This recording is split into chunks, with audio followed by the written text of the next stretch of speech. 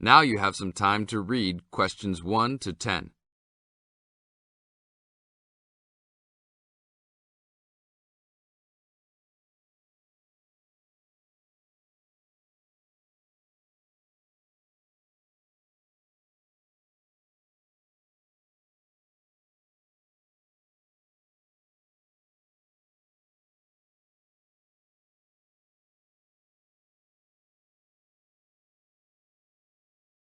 Good morning, IMA rental agency. How can I help? Oh, hello. I'm ringing about some problems I'm having with my apartment. Yes, of course. If I can just get a few details first. What's your name? Don Chester. How do you spell that? Chester. Okay, and the address? Apartment 4, 18 Ruby Lane. Ruby Lane, and that's in... In Newbridge. Oh yes, I know the one. Could I ask how long is the lease? It's for a year. And you moved in on... Last week, on 24th May. Good, thanks. Now, what are the problems you found? Well, nothing too serious, you know, but a few things that have been building up over a few days. Yes, of course. Well, the first thing is the fridge. The seal on the door is decayed, and we have a small child and need to keep milk cool, so we need to get that done straight away. Okay, that's the fridge for immediate repair. And then there's a little problem with the gas water heater. Uh-huh. The switch is broken. Right. It's not serious and we can still use it. But if you can send somebody over in the next couple of weeks or so, that'd be great. Okay, I've got that. Then we're worried about the front windows. Are they broken? No, but there are no blinds on them. And you know, with privacy these days. And when would you like those done? Oh, it's not really urgent. But there are only thin curtains on the windows, and people are walking past. Yes, we'll have those done for you by next week, don't worry. And then there's the front door lock. It's getting quite annoying.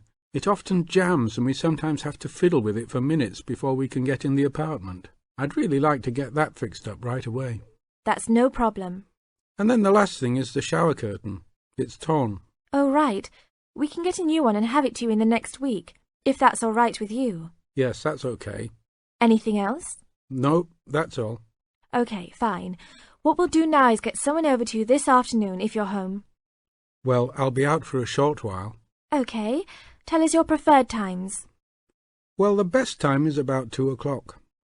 I'd have to check that with him. And if he can't get there then, what would be your second preference? Oh, any time up to 6 p.m. would be fine.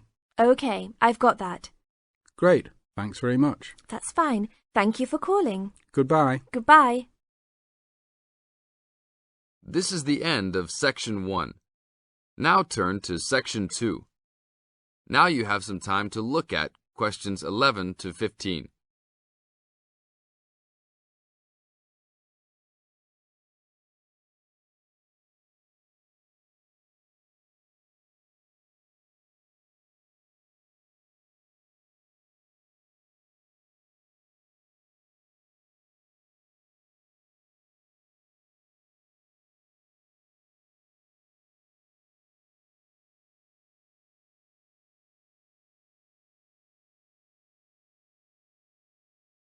Well, good morning, everybody. My name's Matt, and I'm one of the 3 guides here at Wildlife Haven. Our job is to make sure that you all have a great time here with us and go home feeling happy and relaxed. As you can see, we're away from the city in a remote area between a national park and the sea. To encourage you to relax, there are no radios or TVs, and the only phones and newspapers are in the office. So, if peace and quiet is what you've come for, this is the place to be. From your cabin on the hill, you'll find you have the national park behind you, and you can look out from the sea from your front balcony. Your luggage will be unloaded from the bus and taken to your rooms in a few minutes. Once you have picked up your key at reception, please locate your room and check that all your luggage has arrived. The daily program here at Wildlife Haven is flexible and only as demanding as you want it to be. You should each have a brochure setting out the facilities and various walking tracks you can take.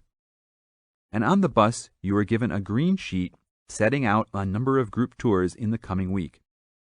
If you want to join any tour, just write your name and room number on the relevant sheet along the wall here.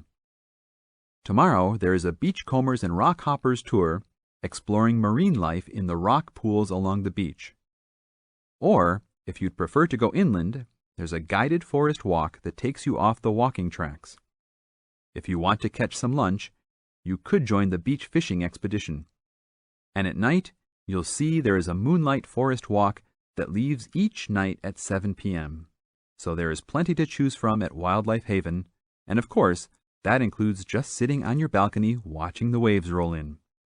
But I would recommend my favorite tour, the Waterfall Walk. This departs at sundown each day and also provides the opportunity to have a moonlight swim. Now you have some time to look at questions 16 to 20.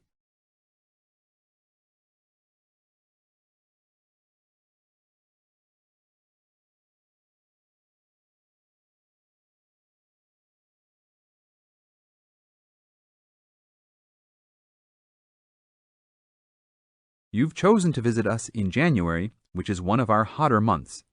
And although you may be tempted to wear a minimum of clothing, you should always take precautions against injury, particularly in the national park.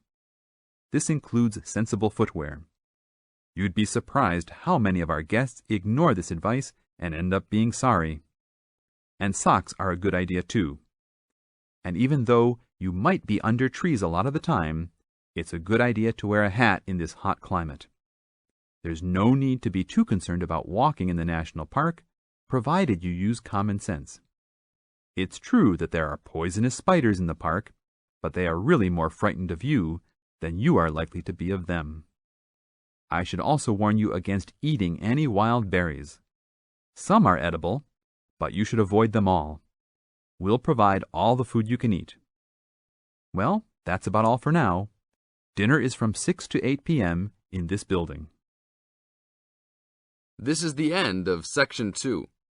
Now turn to Section 3. You now have some time to look at questions 21 to 25.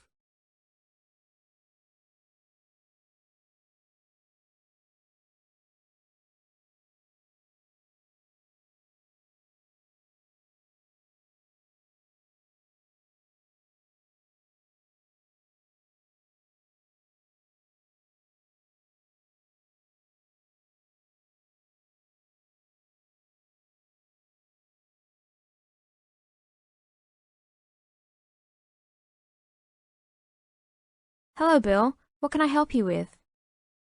Well, I was talking with a friend of mine who's doing a medical course, and he said that before I start taking sleeping pills, I should see you. I see. Well, I can't prescribe any medicine, Bill, and I prefer not to encourage anybody to take sleeping pills. What I can do is to help you look at why you're not sleeping. Okay, but I think it's because I don't know how to handle all the work. I found that new students find college very different to school. The biggest difference seems to be that you have to get used to working more independently at college, and this can be difficult to pick up straight away. You can feel that you're not quite in control of it all. That's right. I mean, with only a few lectures and tutorials each week, it looks like an easy workload, but then you suddenly realize that there are assignments, tests, and exams. I know I'm not the only one. I really prefer to work quietly in the library where the resources are, but its hours just don't suit my work and sleep habits. Yes. Having a lot of time to manage and having to arrange to get everything done and still have time left over to relax and feel refreshed usually needs careful planning. Yeah, that's right. I know. But it's hard to get started. My medical mate said you can help with getting organized, and I sure need it. Okay then. I need to get a few details about your timetable and any other commitments. You can put them all down on this form if you like.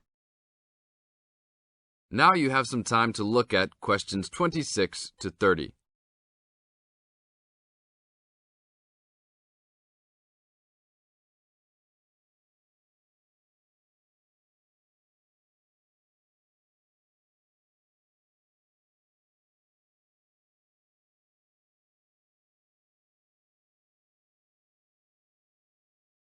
Now, Bill, what's your main concern? Well, what really gets me down at present is that the exams are coming up and I don't feel confident. I know you've spent a lot of time preparing, so let's look at the actual exam itself. No matter how much preparation you do, it doesn't really count if you don't plan how you will time yourself to ensure you get to answer all the questions. Usually there will be some guide on the exam paper that will tell you the relative importance of each question, its contribution to your total mark. I see. So if I feel organized at the start, I can be more confident. Exactly. So once you've worked out an overall plan, and this can be done quickly, you need to make sure you know what each question is asking you to do. As a marker, I know what answers I expect to a question. Then you need to address the question, not just write down what you know and hope the marker will appreciate the hard study you've done. Yes, that's important. I can see that markers are looking at the questions, not trying to guess what we know. Yes. And the third point to keep in mind is that even if you know the topic well, you should leave time to go back and check your work for content. There may be an important point you have missed, or not explained as much as you wanted to. And at the same time, you can look for errors, including any obvious ones in grammar. Okay, thanks. It's really simple in many ways, isn't it? This is the end of Section 3. Now turn to Section 4. Now you have some time to look at questions 31 to 40.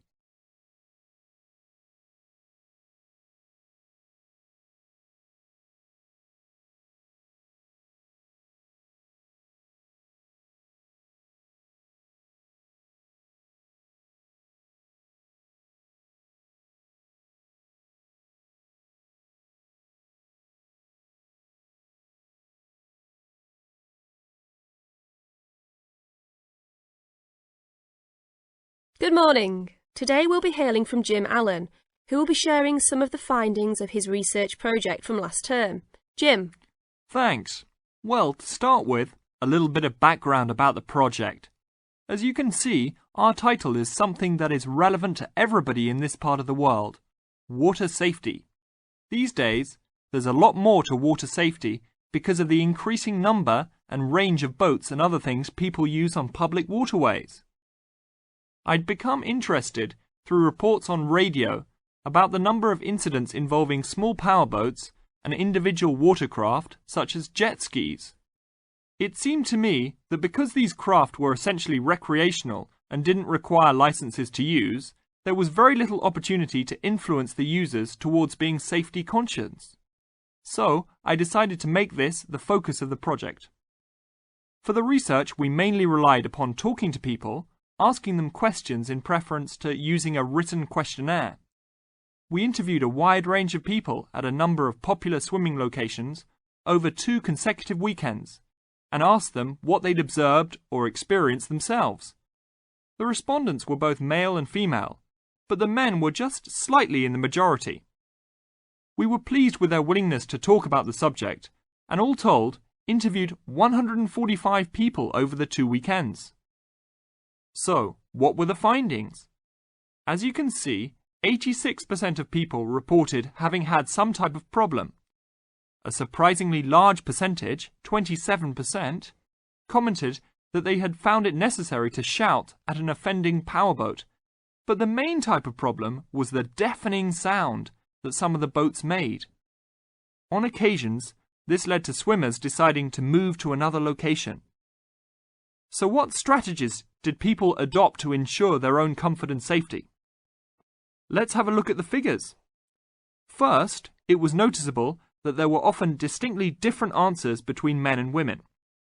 It was mainly the women, for example, who said they should try to choose places where boats couldn't go, whereas it was usually the men who said you shouldn't have to move if you were there first, so you should shout at them if necessary. Both men and it was women who said you should call the authorities if the situation gets too dangerous or the powerboat drivers are acting irresponsibly. Then I had thought it would be mainly women, but both sexes made the point that above all, it's important to get children away from any possible danger. Men were very aware that jet skis could be unpredictable in inexperienced hands. They also made the point that it's much safer to have your car nearby and clearly visible to any watercraft if you're swimming in a relatively remote spot. Finally, wearing visible clothing, men didn't think it was quite as important as women, but both gave it a high safety rating. When we asked them what they thought the government should do to help solve the problem. This is the end of section 4. You now have half a minute to check your answers.